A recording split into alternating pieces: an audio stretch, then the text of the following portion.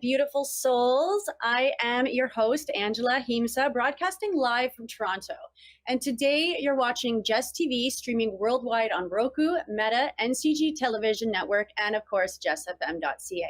Today's episode, it's all about breath, the sacred and often unconscious rhythm that has the power to shift your physiology, calm your mind, and awaken your spirit. So this Feed Your Chakras episode, number 5, is about changing your breath so that you can change your state and optimizing your breathing for health and longevity. So today I'm joined by the incredible Rita Savoia, who's a certified nutritionist, functional breathing coach, yoga instructor, and workplace well-being consultant. And she's also known as the Breathwork Barista. Rita is a heart-centered healer on a mission to help us become our own health heroes through the power of breath and the wisdom of self-care. So today we're going to dive into how to tell if you're breathing correctly and why nasal breathing is a game changer for your mental, physical, and emotional well-being, and different breathing techniques to help manage stress, anger, increase your focus, and connect with your intuition, and then small daily breathing rituals that can create massive transformation. And I'm hoping that we can squeeze in a little practice for both of us. So whether you're listening from your yoga mat, your morning commute, or tuning in while sipping something warm, this conversation is your reminder to slow down, to breathe deep, and to return to the intelligence of your body. Thank you so much for joining us today, Rita. Thank you for having me. Yes. I've known Rita for 2 years. We met co-hosting a full moon ceremony in Playa del Carmen, and we've been doing several things together, and she's so amazing. So I'm super honored to have her here with us today. Oh, thank you. And you're amazing too. Love you. Okay, so let's just dive in. I love how you speak about the connection between breath and self-healing. So I personally experienced, especially even in one of your workshops, how trauma can live in the root and how regulating the nervous system through breath can actually help us transmute it. So can you share more about how breath helps reconnect us to our bodies if we've disassociated due to trauma? And how do we even know if we're breathing correctly? Exactly. All right, let's do that first. Are you ready to do a little assessment of your breathing? Okay, amazing. And I'd love everyone else to join as well. So this is actually called the BOLT score.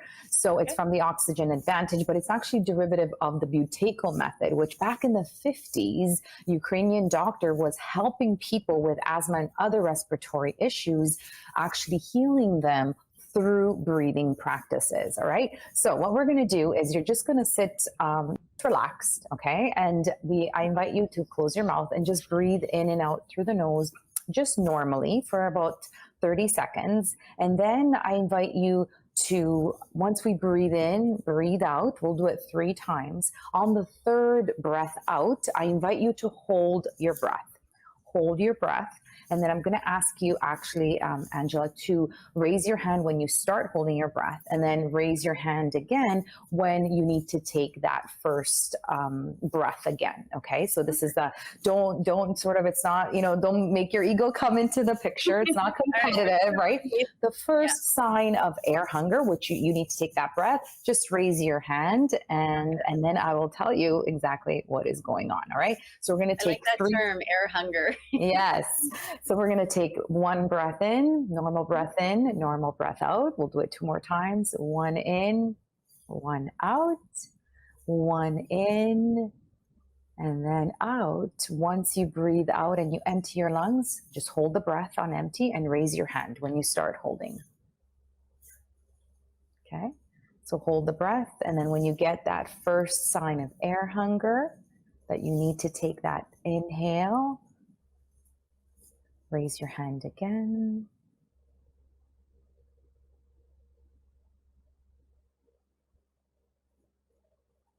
So we are testing here our carbon dioxide tolerance, and I can talk a little bit more about that and geek out on the science. You're getting really into it now. by closing your eyes. Okay, amazing. I started a little bit before. I totally forgot to raise my hand. Okay, no worries, no worries. All right, so what this is telling us is, okay, so you got 34 seconds. So anyone that's tried it at home, just sort of test yourself and see when you actually need that time to breathe. Okay, so that air hunger pops up. And so what the research shows is that anything under 20 seconds, so you are breathing functionally and properly, and I would hope so because you're a yogi as well. And I breathe a lot. So you're good. So you're probably not a good example of this. However, most of us are actually under 20. Even 25 is sort of on the cusp of that dysfunctional or improper breathing, or maybe I don't like to put it that way, but we're not optimizing our breath. Okay, so if we have anything under 20, we're not optimizing our breath. So what does that mean exactly? We're actually breathing dysfunctionally. And that means that most of us are actually over breathing. And how does that happen?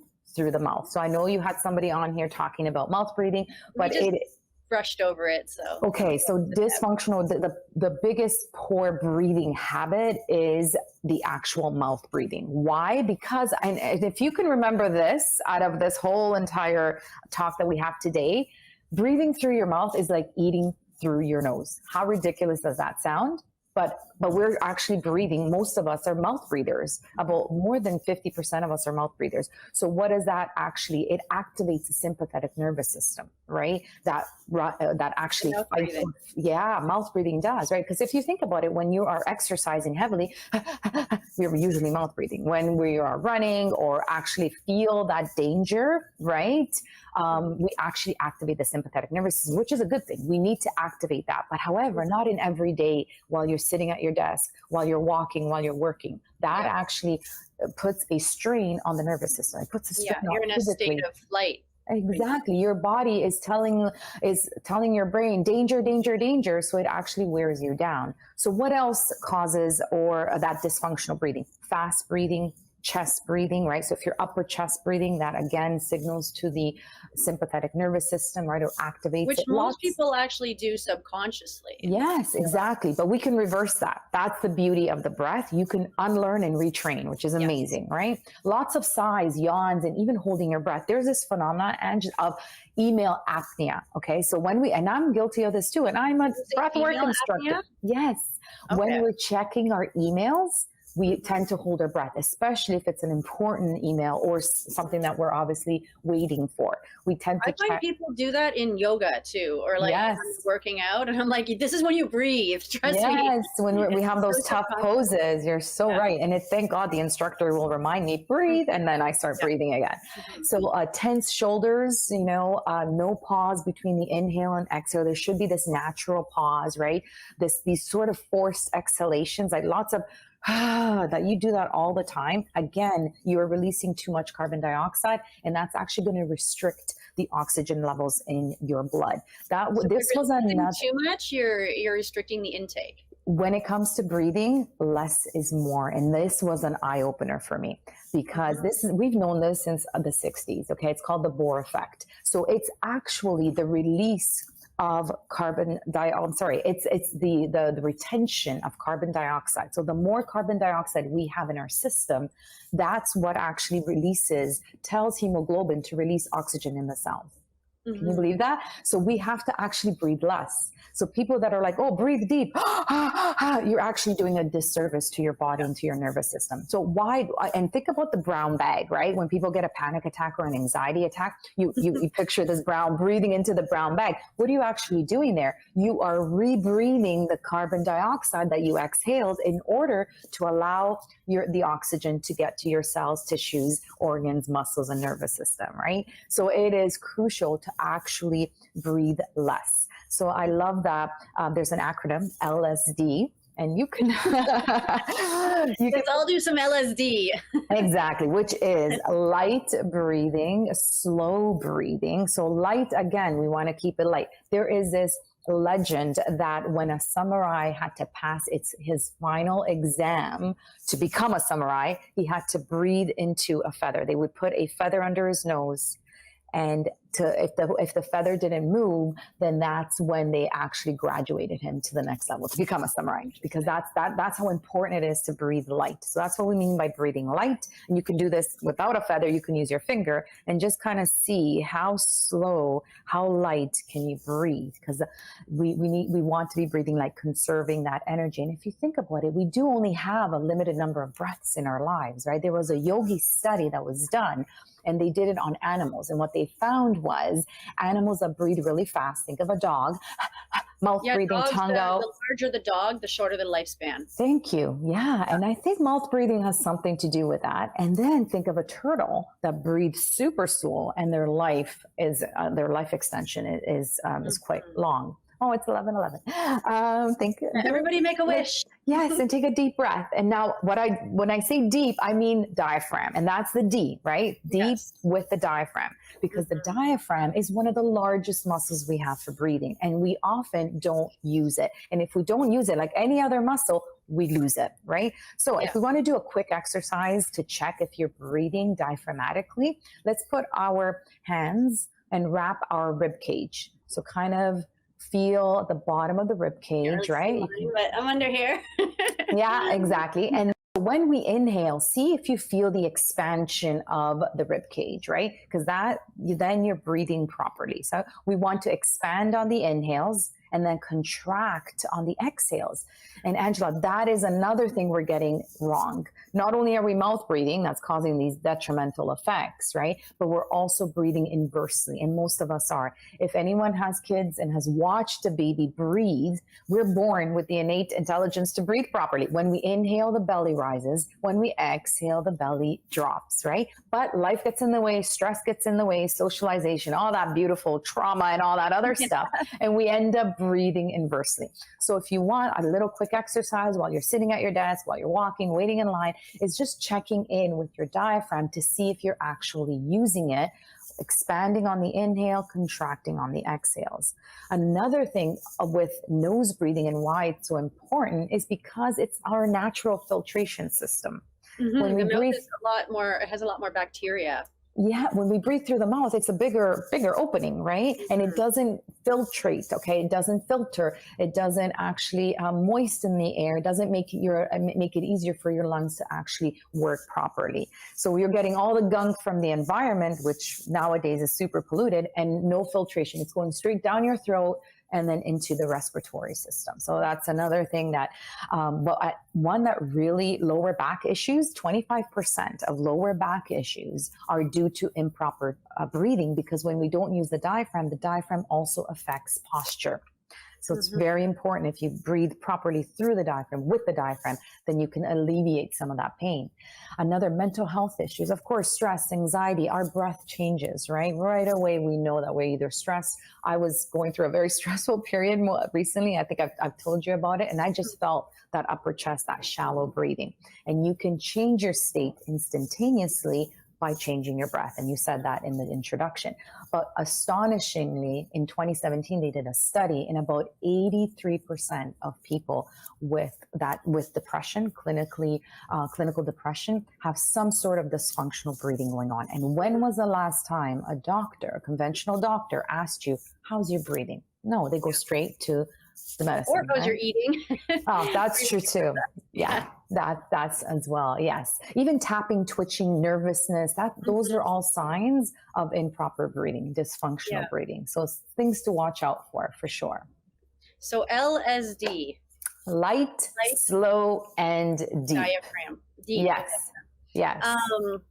It's funny that you mentioned, what was it? It was like the samurai, because monks also, the very first thing that they have to learn is how to breathe.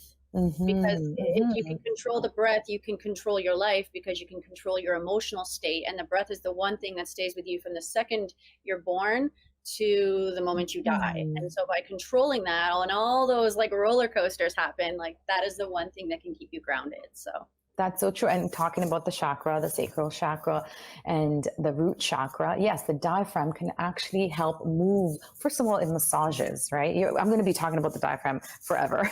I mean, it massages these internal organs as well, right? The lower abdominal, the pelvic floor as well, the pelvic organs, but it helps you to release, right? So any blockages, any stuck emotions, by breathing deep into the belly, it literally physically, emotionally, and spiritually, it helps you to release and move that stagnant energy. Yeah. So in today's world, like, we're also overstimulated, and then there's processed foods, we're shallow breathing, mouth breathing, and so many people don't even realize that this is keeping them stuck in survival mode, in that state of flight. Can you give us some insights as to how reclaiming our breath can help us shift from surviving to thriving? Yes, for sure, for sure. I mean, I have some amazing stories of people doing as you. By the way, you've experienced the breathwork experience, which is about a 90-minute experience. And it's really because it's intentional, this experience, we walk in with an intention. I want to reduce stress. I want to forgive, so and so.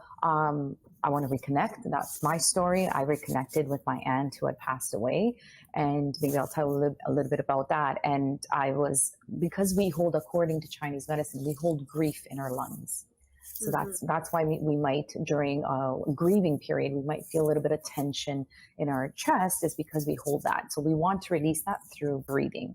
And so I decided to actually create a meditation and started breathing the type of breath work that I now teach. And my intention was to reconnect with her.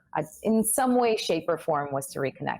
And I had to breathe about a couple of times in order to really, really get into it and get grounded and really embody this, because it was my first time trying to reconnect with somebody who passed through the breath. And I did. And that's the reason why I'm doing what I'm doing, is because it was so, so profound, and it was so emotionally beautiful to know that, you know what, she's not gone. There isn't this absence. It's more of a presence now. Every time I actually saw birds, I had visions of her as well, visions of birds. And now every time I see a bird, I'm like, oh, she's saying hi. And I say hello, and I reconnect with her. And there's this sort of loving presence. But I have some beautiful transformational stories of people coming to the breathwork experience and actually reconnecting with people that have passed, like myself, but also forgiving. There was a man that forgave his mom after years of resentment. There was a woman that manifested her future job during the breathwork experience, because we tap into the subconscious mind. As you know, 95% of our behaviors, beliefs, and emotional reactions, right, are in the unconscious, subconscious mind. Then the breath allows us to connect to that, right? So we have these beautiful manifesting powers, and we can tap into them through the breath. I had a lady with MS, and she actually saw herself, visions of herself dancing in the kitchen again. And it was just so beautiful, so profound to hear these transformational stories. And the best one, a man from Egypt, a woman from Mexico City met at one of my breathwork experiences in Mexico. And during the sharing, as you know, there's a sharing at the end, and we just share our experiences, no judging or feedback or analysis. It's just pure sharing. They really connected during the sharing portion of it. They ended up dating. They traveled the world together. They got married, and now they have a breathwork baby. And her name is Hawa, which in Arabic means air, Hawa. Oh, that's which means air in Arabic, right? She's a little airbender, little breathwork baby. So is she an air sign? Because that would be even more ironic. I know. Oh, I got to ask that. Yes, that's true. That's so true. So yes, all these amazing stories that I keep hearing from people that come to the experience, which is about 90 minutes, but also instantaneously you can change your state as well, like within seconds. And we can even experience that if you want before the end. Well, I know that somatic breathing can actually help activate the DMT receptors in your brain, which is why some people, have not only trauma release, but they get visions. And when you're in that state of release, you're releasing all the blockages. And so that's when the manifestation comes in, because when you release, you create space for things to come in. So on that note, I'd love for us to ground in this moment of intention. And I would love for you to guide us in some sort of breath work to help us release fear or cleanse stagnant energy, whatever you feel called to guide us in. Amazing. Yes, let's do that. That's awesome. Okay. So wherever you're at, I invite you to ground yourself. So uncross your arms and your legs. And if you're wearing heels or shoes, just take them off and really connect with the ground beneath you. I invite you, to bring your palms on your knees. So if you want more grounding, palms are facing down. If you want more receiving, then palms will face up. We want to relax the shoulders away from the ears and relax the jaw. So we hold a lot of anger, repressed anger in the jaw. So we want to release that. So relax the tongue, let it float to the roof of the mouth. And if you feel called to, you can lower your gaze and just look at a fixed, non-moving point, or even close your eyes to really tune out the outer world and tune in with your body, your mind, your soul. I invite you to breathe in through the nose. And I know I said not to breathe out through the mouth, but just for this few moments, just allow the exhales to flow out like a sigh. If you want to activate the throat chakra, you can even feel the vibration of the sigh and just let it go.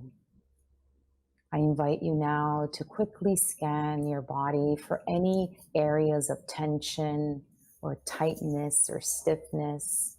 You could either slowly move around or even send the exhale to that area and just feel the tension dissolving, relaxing your entire body.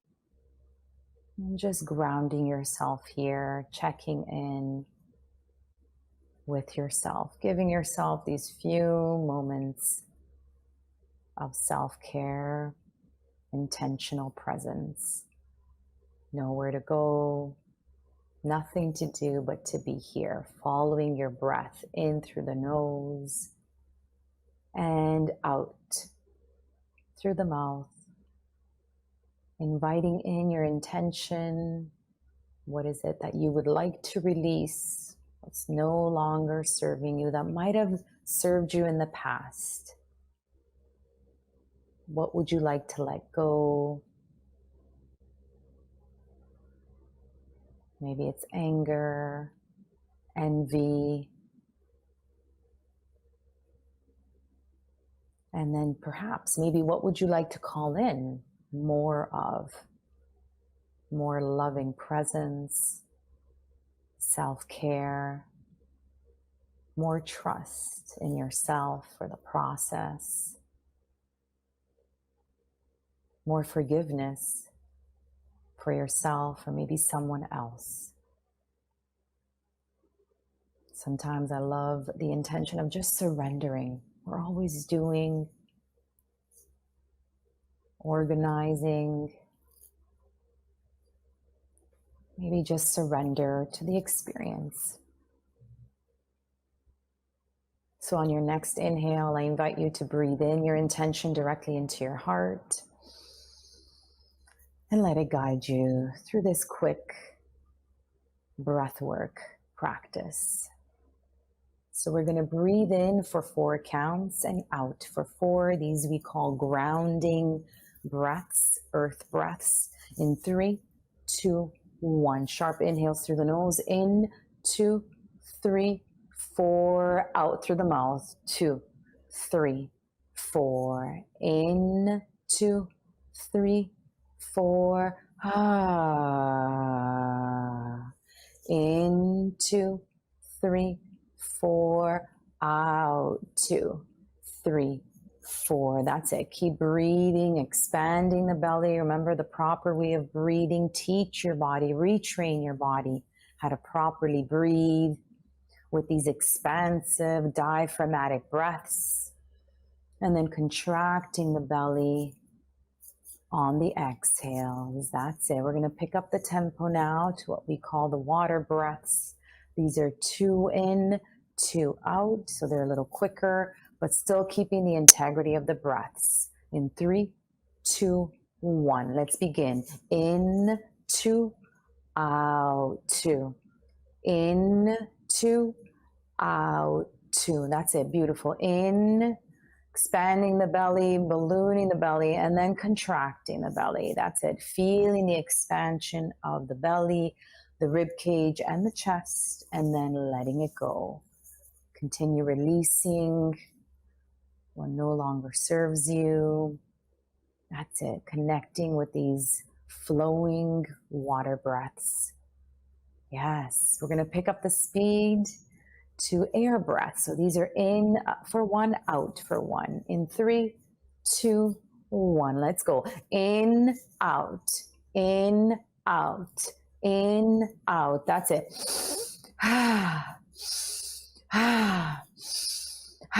That's it. If you want to vocalize your experience, connecting with the throat, that's it. Beautiful. Amazing. Keep going. Connecting with your chi here, your prana, your life force, allowing your breath to be your medicine. Yes, that's it. Nice. We're going to pick up the speed one more time. We're going to go as fast as we can, in and out through the nose, in through the nose, out through the mouth, or in and out through the mouth. In 3, 2, 1. Let's go. In and out, in out, in out. That's it. I know this is a little tough. We're only here for 30 seconds. You got this. You can do it. In, out, as fast as you can. Here we're connecting with the element of fire, the transformative element of fire. Feel the belly and the burning in the belly. Burn those limiting beliefs what no longer serves you. Burn them down. In, out, in, out. We're going to exhale together and then inhale and hold the breath. And then inhale and hold the breath. Hold the breath. Squeeze your body. Squeeze, squeeze, squeeze. In, hold the breath. Squeeze your pelvic floor, your butt cheeks, your abdominal muscles. Hold, hold, hold. We're going to release with a hum through the nose. In 3, 2, 1. Release, keeping your lips closed. Yeah, massaging our brains here. Yes, increasing that nitric oxide production with these humming breaths. Yeah. And just staying with the sensations you've just created with your body by changing your breath.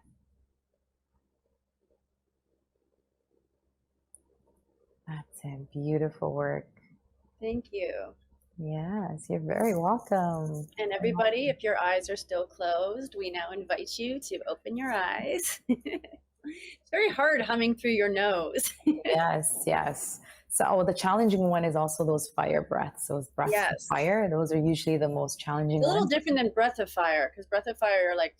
You focus only, yes. Oh, actually, it is breath of fire. I think I was just so used to breathing differently that I was doing it slightly differently, but I still felt it, like my head's a little light. So yes, and then the nitric oxide production with the humming breath. So have you heard of nitric oxide? A little bit. You can share it with everybody. Yes, please. So most when I teach this, most people say no, and then I ask a follow-up question: have you heard of Viagra? And everyone's hand goes up, right? So it's one of the main ingredients that they use in Viagra. Why? It is actually a vasodilator. So it opens up blood vessels and sends fresh oxygenated blood to that specific area for that specific purpose. However, they were also using nitric oxide to help patients recover from COVID. So it is a beautiful, beautiful molecule. And there's also a Nobel Prize that was won not too long ago. And the beauty of another reason, going back to nose breathing and why it's so important, when we mouth breathe, we don't produce as much, actually very little nitric oxide. But when we nasal breathe, we actually produce nitric oxide. So again, oxygenating our bodies, right? When we hum through the nose, we actually increase that production by 15-fold. How amazing is that? This tool available at our nose tip anytime. And this is one of the things when people ask me, what is one of your favorite techniques? Humming.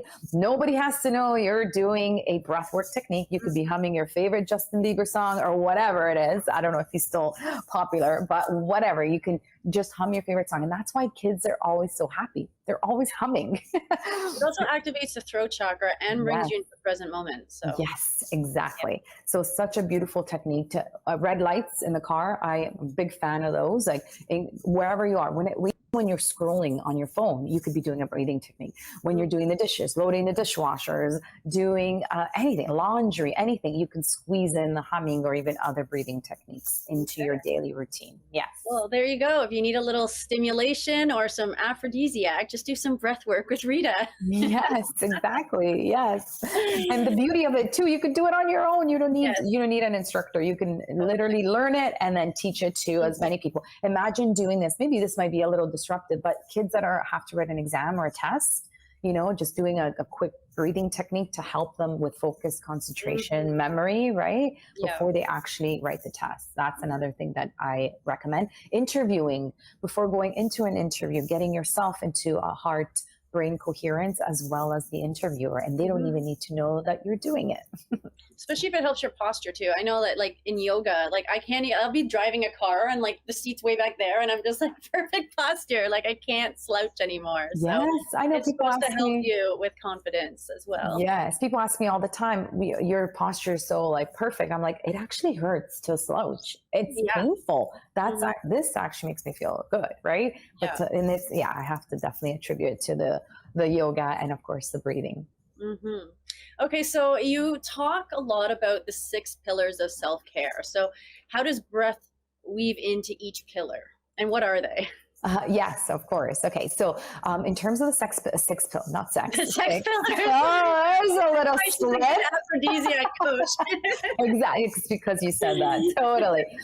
So basically, when I started my company in 2020, I was doing research in terms of, I love the biohacking world, and I was really intrigued by that.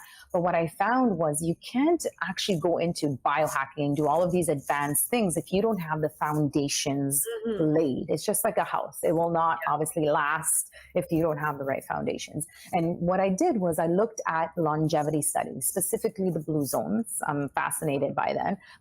And what I found was that there are these pillars, these foundational sort of things that need to be there in order for you to optimize your health and then take it to the next level. So the first one is mindset mastery. But to be honest, now I think, because I was going in order, I think breath work should be there.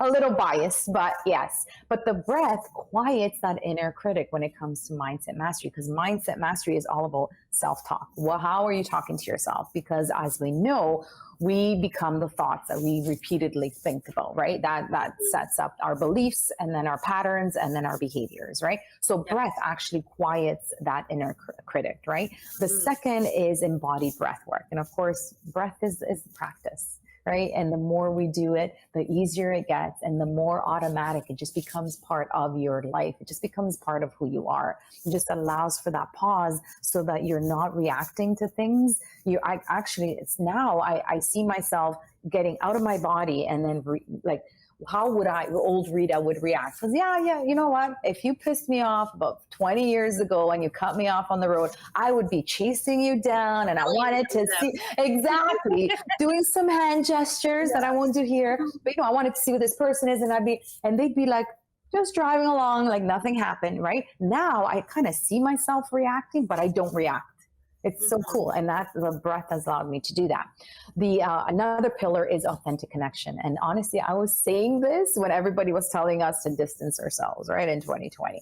But I know that authentic connection is so important, not only to you, but to others, right? Just to live in this beautiful community of like-minded people and helping and supporting each other. And the breath, as you said earlier, we go again. Actually, when I used to tell people, what do you do? I'm a breath work. And they're like, breast work? What is breath work? I'm like, no, get your mind out of there. But it makes us present with others, right? Conscious breathing in a conversation. So you have to be listening when you're breathing consciously, right? So bringing that sacred sleep, of course, right? I mean, we can get technical and scientific about like sleep apnea and what could cause that. But again, mouth breathing causes sleep disturbances. So breathing can actually prepare us there's a very popular 4-7-8 breathing technique that we can do right before bed. And it literally works better than counting sheep. We can really, really allow your body to rest, right? Or prepare your body for resting. And then of course, metabolic flexibility, right? We can help to tap into that parasympathetic nervous system, well, that helps us to digest and rest, right? Oxygen efficiency for breathing properly, as I mentioned, for doing the opposite of what I talked about before, those breathing habits. If we do the opposite, if we breathe, what is it? What's the acronym? LSD. Yes, exactly, right? The mitochondria. Exactly, the mitochondria. That also sounds kind of sexual, I'm not gonna lie. I don't know. I guess naturally, yeah, we gravitate to that. Insulin sensitivity as well when it comes to metabolic flexibility. And then the last pillar is joyful movement. And of course, joy of movement. Joyful movement. So yes, I'm down with that. I don't work out, I play, and I like. Yes, exactly. You know that very well, and you need the breath to help you to actually move properly or move even more intensely. We're talking about postures in yoga, right? When we have those very difficult postures, all we need to do is breathe and just allow the body to soften, so we can move further into the actual pose. So yeah, breath work weaves into all of these 6 pillars, unintentionally at the time, to be honest. But now I feel like, yes, for sure, it's definitely something that is very, very critical in all those other areas, or drives the optimization of those other areas. It's just so crazy, because it's like, when I was talking about our interview the other day, I was just like, just because you're breathing doesn't mean you're doing it properly. It's just such a powerful tool that people aren't even aware that they can tap into, and it will profoundly change their life for the better. Yes, it's true. Because when I tell people I do breath work, and they're like, but I'm breathing, and even try to explain it to my father, who's 81 years old. He's like, what do you mean? And when he sees those people on the mat, like, what did you do to these people? Why are they sleeping? Right? Why are they crying? Exactly. But it's so, so important. And I think it's making a comeback, right? I mean, in the Eastern world, breath work or breathing is so, remember, even pranayama practices is really the foundation of yoga, more so than the poses. Here in the Western world, the most important part, in my opinion. It is, right? In the Western world, we think of yoga as the poses, but it's the postures, but it's actually pranayama, which is the breathing. So they know. But now I think it's making a bit of a comeback here as well. More and more people. My dream would be to have as many breathwork studios as yoga studios or Pilates studios. Yeah. Well, for me, like personally, because I have a background in dance and gymnastics, and I'm just very athletic, I was drawn to yoga for the hatha practice, which is what we most commonly associate with yoga here in the Western world. But it's like, as I was doing it, that's actually how I met my friend Guy. Like, we were introduced to other limbs of yoga, and so I took kirtan, and then I started exploring kundalini, and I've always been into Buddhism and Kriya. So I feel like people, once they kind of get introduced to it and they start to experience the benefits of yoga, which is just mindfulness or just learning how to consciously breathe, like, they get drawn into the deeper aspects of it. So true. So really, it's actually Shavasana. I love those my favorite 3 minutes. I know those, but it took me a while to get into it because I was so busy mind and I was everywhere, and it took me a while to actually appreciate the Shavasana in yoga. But it was the Shavasana that got me into meditation, and then it was meditation that got me into breath work. Yeah. And it's interesting because it's usually the other way around. What I find as well with clients is they find it really hard to meditate because, your mind is made to be thinking all the time. So asking it not to think it could be difficult for some. But breath work, because you're still doing something, you're still counting, you're still noticing your breath, I find that it's easier for people to actually start if they want to start a wellness journey or a spiritual meditative journey. I always start with the breath, and then they naturally gravitate to a sort of more deeper meditative practices. Totally. I don't know if you remember my Shavasana, but I feel like I give the best Shavasanas, but I do a lot because I even teach at a gym. And those people have no experience, some of them. They just come in for their first yoga class and they've never meditated. So I do a lot of things to really help get them into that. But in 5 minutes, I've had people who've never meditated and they go so deep. But I do the breath. I do a body scan, a chakra clearing. I literally press them down so that they're in anatomical alignment. And it's just such an amazing experience to see people go from that monkey mind And through introducing them and guiding them so that they're focusing on what you're saying rather than their thoughts, how quickly you can take them from here to here. Yes, even under 5 minutes sometimes, like 3 minutes. It's incredible. Yeah. Yeah, you're one of those amazing yoga teachers, because I've had some as well. I just, all right, everyone's rolling up their mat. I'm like, no, don't leave. This is the best part. Yeah. Okay, so you also do a lot with nutrition, and you say that you're either feeding a disease or fighting it, which I totally agree, because we are what we eat. So with every choice, food, thoughts, energy, breathing, would you say that breath is the most overlooked medicine that we have? 100%. Yes, I totally agree. I mean, there's more information. There's a lot more information right now on nutrition and the different diets and everything else.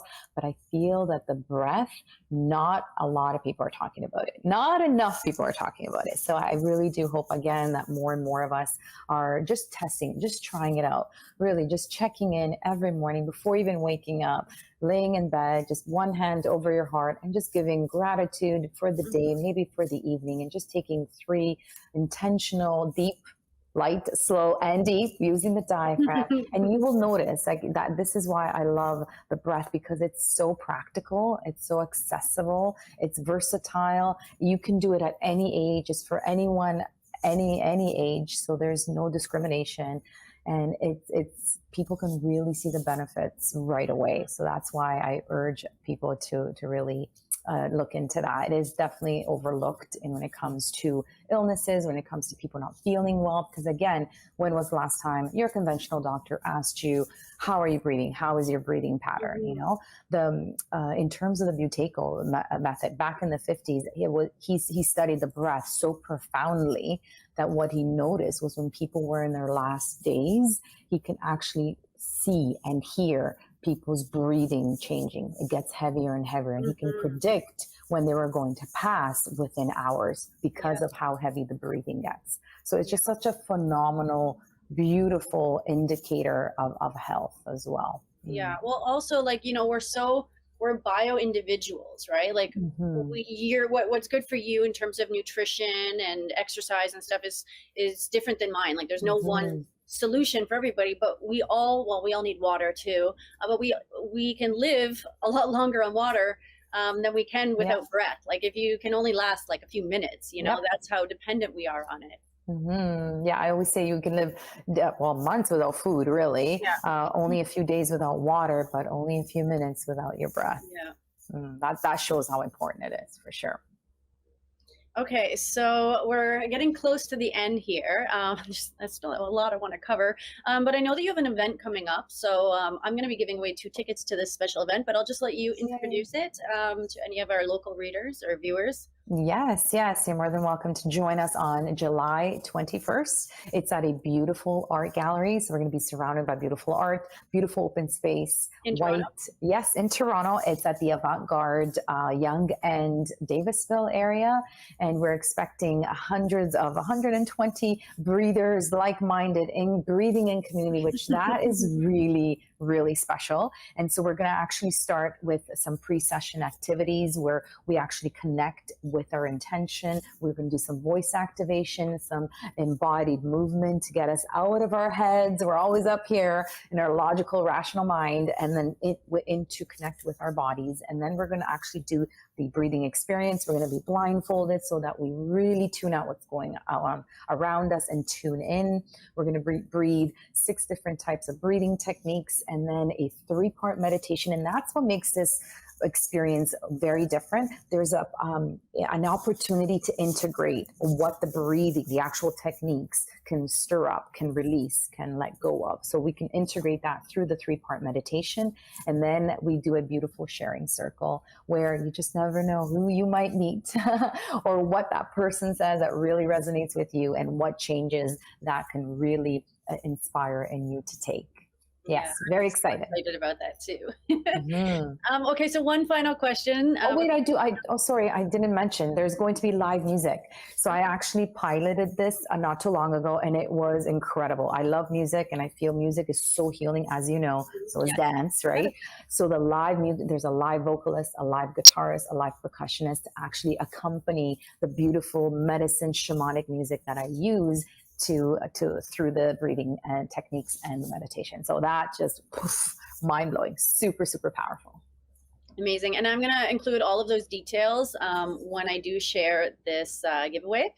But one final question, just because I love the name Breathwork Barista, I just wanted to find out what the meaning behind it was and how people can experience your sessions. Yes. So in terms of Breathwork Barista, I thought it was pretty catchy as well. I love my coffee, and I just want to make breathing as accessible, as energizing as your morning coffee ritual. So that's sort of the whole story behind the name. But you can access on my website, you can access these functional breathing techniques and courses that, hey, I need to, reduce my stress. I need to reduce my anxiety. Here's the breathing technique, or the experiences that we just talked about.